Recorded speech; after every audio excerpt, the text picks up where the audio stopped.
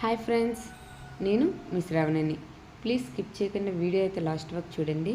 ఇంకా ఎవరైనా సబ్స్క్రైబ్ చేయకపోతే ప్లీజ్ సబ్స్క్రైబ్ మై ఛానల్. ప్రతి ఇండియన్ కూడా సబ్స్క్రైబ్ చేయాలి. ఎందుకంటే నిన్న నిజమైన దసరా అయితే నేనైతే సెలబ్రేట్ చేసుకున్నాను 12 o'clockకి. మీరు చేసుకున్నారా లేదనేది కామెంట్ చేయండి. నిన్న ఇండియా వర్సెస్ పాకిస్తాన్ ఫైనల్ మ్యాచ్లో ఇండియా గెలుస్తుందో గెలదో అని చాలా భయపడ్డాను. కానీ తిలక్ వర్మ వలన నిన్నైతే హీరో ఆఫ్ ది మ్యాచ్ అనుకుంటున్నాను నేనైతే. ఎందుకంటే నిన్న గెలిపించానంటే తిలక్ వర్మ. ఇలాంటి మ్యాచ్ కాదు. నేనైతే ఇలా భయపడలే. వన్స్ అపాన్ టైంలో అభిషేక్ శర్మ అవుట్ అయిపోయాడు. పవర్ ప్లేలో 3 వికెట్స్ పడిపోయేవి. ఏమవుతుందో ఏమో, గెలుస్తుందో గెలదో అనుకున్నా.